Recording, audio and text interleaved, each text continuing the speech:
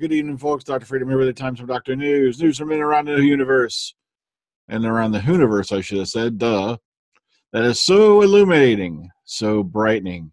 It will light up your life so hardcore that you're going to go out and sing Blinded by the Light by Manfred Mann and get all the lyrics correct.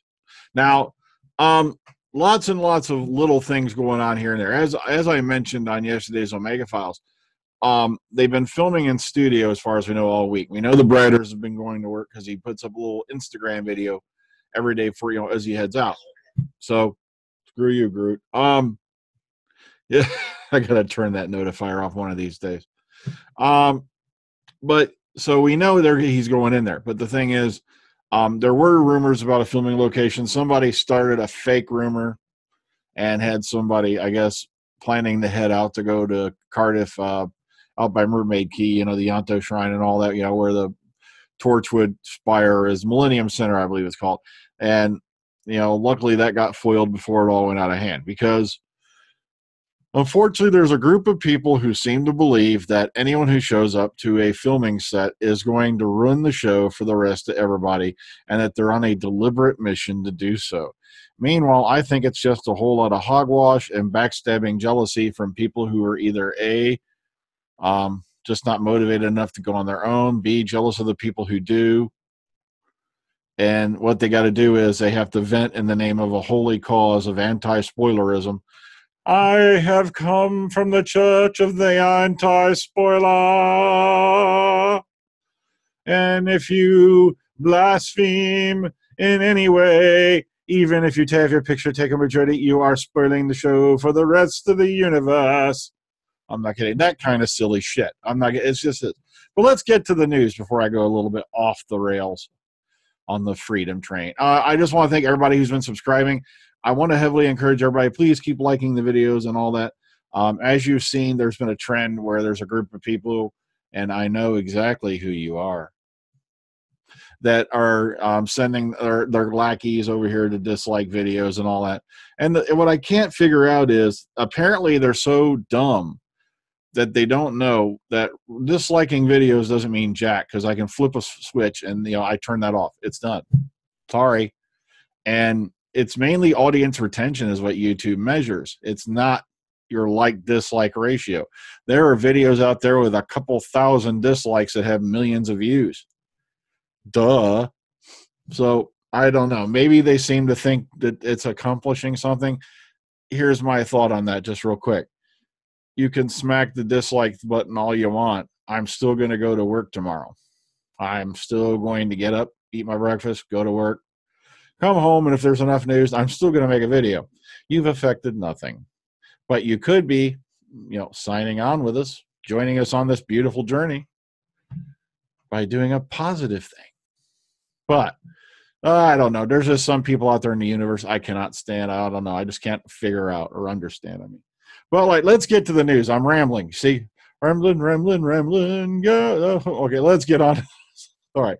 Moving on. Okay, Pearl Mackie talks playing Bill Potts on Doctor Who. And this is ad from, once again, Studio 10. And here's a link. And yes, the video does work. This is for everybody. It's over on YouTube. So I'll be leaving this link for you below so you can watch this. This is just over 7 minutes long. I think you'll enjoy it. Of course, Pearl Mackie is always fun to listen to. She's been having a lot of work here and there, unlike somebody we could mention. That's, between stage, radio, and some other bits. And plus, she's on the con circuit as well. So, okay, moving on. This just popped up, and this is going to be the main title of the article, I think. Fans want me to swear at them. Dr. Who Peter Capaldi reveals the bizarre requests he gets from fans as he attends Supernova with co-star Pearl Mackie. And this happened, I believe this was Melbourne, Australia, over the weekend. So, and check it out. Here's some photos of them, tooling along in a copy of Bessie. Love that. I believe this was provided by Brisbane Bessie over here on Facebook. I'll be leaving you the link to this address as well if you want to go check them out. They've also answered some questions about the car, its origin, and whatnot. So, maybe you'll get a kick out of that. Yeah, he was on the Gold Coast this weekend for Supernova Pop Culture Expo, appearing, of course, alongside Pearl Mackie. And he said Fans, for some reason, want him to swear because of the fact that he played Malcolm Tucker, and, of course, in the thick of it, and, of course, the movie In the Loop. So, he gets a kick out of that and all that. Plus, you'll notice here he is just out and about intermingling with the fans. Security hates him. And the reason why is because they can't keep him contained. He just enjoys going out and mingling with the fans. So this is a cute little thing for you over here on the Daily Mail, which is rarely useful, the Daily Mail. But if for once they're doing something positive, let's embrace it. All right, so nice, cute little article there with Peter Capaldi. All right, this once again, Brisbane Bessie, wham. Okay, 10 places, and I forgot to scroll this back up before I started the video. 10 places Indian fans wish Doctor Who would land the TARDIS at.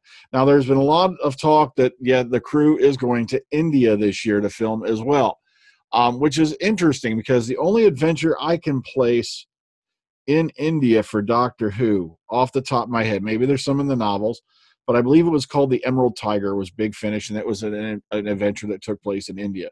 So it's kind of nice because India has a very rich culture. They have a very interesting history.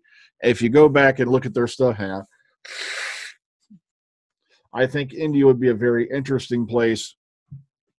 Can I say interesting enough for the Doctor to go visit? So I'm not going to try the name because, except for the obvious, I know what the Taj Mahal, I know how to pronounce that. India Gate, that's an easy one. Some of these I'm not even going to attempt. But so just, go take a look at some of these and think, wow, this is a very interesting place, to go visit, very rich in culture, very rich in, very nice historical background. And why am I going historical? Because guess what? Remember, pick 3 this weekend. Pick 3 historical eras or events you'd like the Doctor to participate in. That will be the theme of this coming week's Omega Files.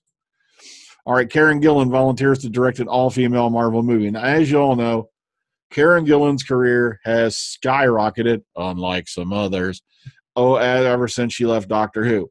She's basically got a ticket for life.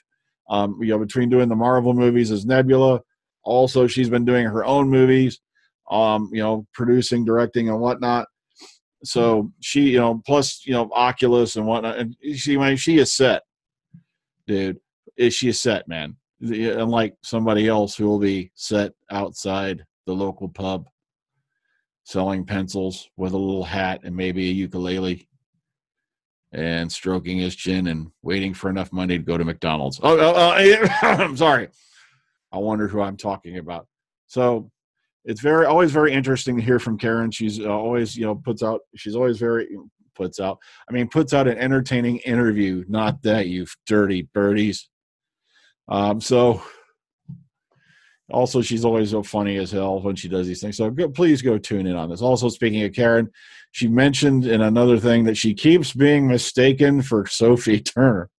Now, I wouldn't be a little bit perturbed about that because, Sophie Turner is a rather attractive young woman. So I just got a kick out of the fact she mentioned that she's being mistaken for Sophie Turner. All right, Gemma, Whelan, Timothy West, Peter Davison are going to be in Sally Wainwright's new drama, Gentleman Jack. Saran Jones, by the way, leads the new BBC One drama series about Britain's first modern lesbian. Dun, dun, dun. Now, of course, we all recognize the name Saran Jones. She played Idris and the Doctor's wife. And, of course, we recognize this guy because he was the 5th Doctor. That guy with the cricket bat. The funny one with the celery on his lapel. That guy. So it's nice to hear that even the old classic Doctors are getting work. Oh, sorry. Peter's always been working between stage and all that and TV. So that's one of the reasons why he's cancels a lot of con appearances.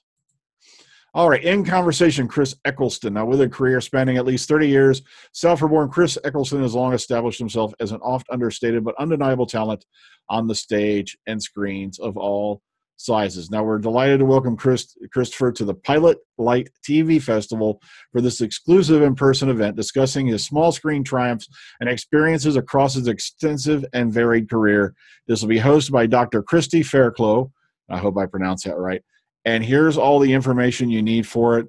And wham, wham, wham, there you go. So the Pilot Light Festival, where it's going to be at, what do you call it, what's the deal, date and time. It's going to be on Sunday, the 6th of May.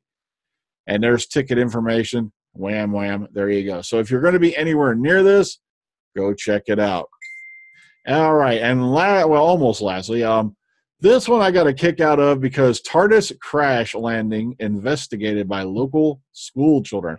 Now, children arrived at the Killinghall Primary School that morning to find a Tardis had crash landed into the school's sports cupboard and that the police were already at the scene. Now, PCSO Luke Simmons said, quote, North Yorkshire Police received the call at 8 a.m. and were quickly at the Killinghall Primary School. We found that the doctor, committed sin. Now, we found that Dr. Who's Tardis had crash landed into the school.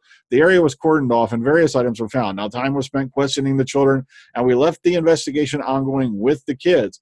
And here's a note apparently left by the offending doctor who smacked their Tardis, his or her, into the side of the building. That dirty birdie.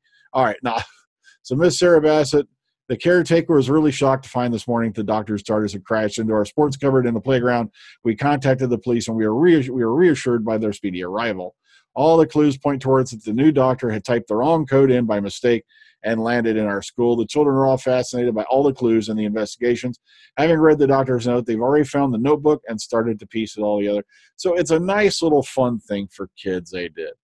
And that is just, fun as hell. It brings a little tickle, to your day, a little smile to my face seeing they did that. So I just love that nice little community piece. And lastly for today, just a reminder that Doctor Who in the Studio is out. This is a special edition of Doctor Magazine. Here's the stuff that's in it. If you've not heard about this, then get out of that cave and bang the rocks together. Fire is just around the corner. All right, so Omega Files this weekend was pick 3 villains, and I said exclude the Daleks and the Cybermen. So please go watch it, have fun. We had a blast doing that one because there's just not a whole lot of Doctor Who related material to discuss other than the obvious that gets rolled over and over and over and over again on social media. I may even made a joke about rate your favorite Doctor.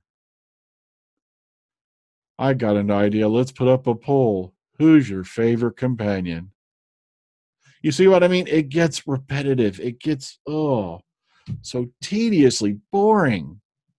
But the thing is, I know these pages are trying to just fill the space, between the now and the next series. But do something creative, for crying out loud. Don't keep running over the same ground again, man. It's like you're running in circles, like the Roadrunner tied to a freaking white pole. It's like, oh, man.